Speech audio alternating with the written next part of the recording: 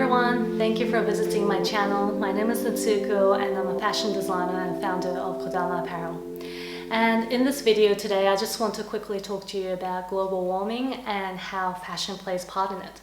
So anyone who's not familiar with global warming, it's basically a result of greenhouse effect. So what happens is that we get the sunlight or the visible light coming into the Earth's atmosphere. It bounces back and some of them are retained in the atmosphere by what it's called greenhouse gas. And greenhouse gas naturally exists from things like occasional volcanic activities, and it's an important mechanism for the Earth to stay warm, because if we didn't have this, the Earth will be 10 degrees cooler, so it's quite a drop. The real issue in global warming started in the beginning of industrial era, which dates back to about 1880. And with all the growing population, growing demand in resources, and with all our industrial and agricultural practices, we are emitting more and more greenhouse gas into the atmosphere, which is causing the Earth to retain more heat much longer. So fashion is second largest polluting industry after oil and gas, and it is also second largest consumer of world's water supply. It's responsible for 10% of the global's carbon emission, which equates to about 1.2 billion tons. I think it's got a lot to do with fast fashion as well, because it's basically a mass production of clothing, and in my personal opinion, I feel like they're making way more than what we need.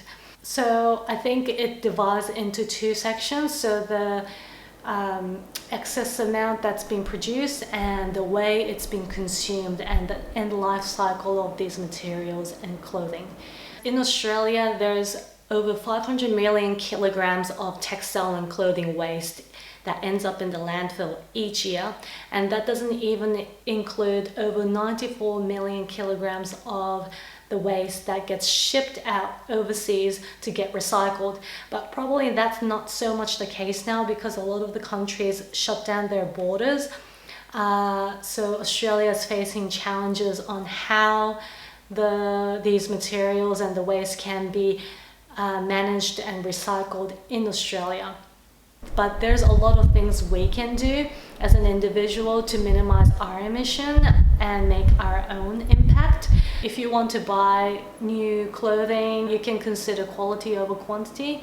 So when you buy something that's a high quality, you know it's going to last for a very long time, you get more wear out of it, and that sort of helps prolong the life cycle of the garment as well. And you know, if you have something that you just don't want to wear anymore, that's fine.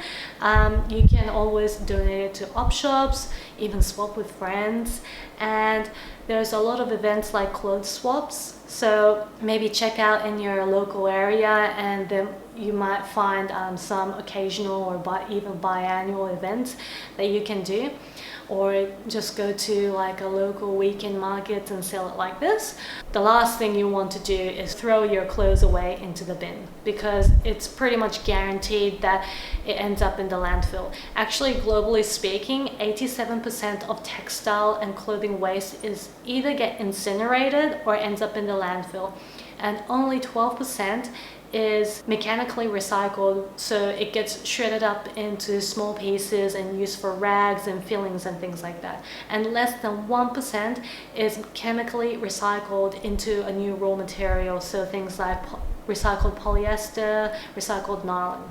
So other things you can do is to obviously look after your clothes that you've already got in your wardrobe, repairs if something breaks. And if you have something that's like super worn out, like a really old t-shirt and got holes and things like that, maybe you can use it as a rag or use it as a off-cut material for your next DIY project and do tie-dyes and things like that if you want to be creative. And if you want to take it to the next level, you can start looking into alternative lifestyle choices like, you know, walk or ride your push bike to work instead of driving there, or you can even try and carpool. Or if you're looking to buy a new car, like even just look into hybrids or something that has a low fuel consumption. Maybe start your own garden, your compost bin, and start planting trees, or maybe even veggie patch if you have enough space. And just like try to grow plants as much as possible, because trees and plants, they absorb the carbon dioxide and produces oxygen. So these are some of the things that you can be doing, and I'm sure there's a lot more things that you can start thinking about. If you want to read more in details about this topic, I have a blog post which I left the link in the below section. So yeah, that's about it for today, and thank you for watching this video. I hope you liked it, and feel free to share any tips and ideas in the comment section below, and I'll see you soon.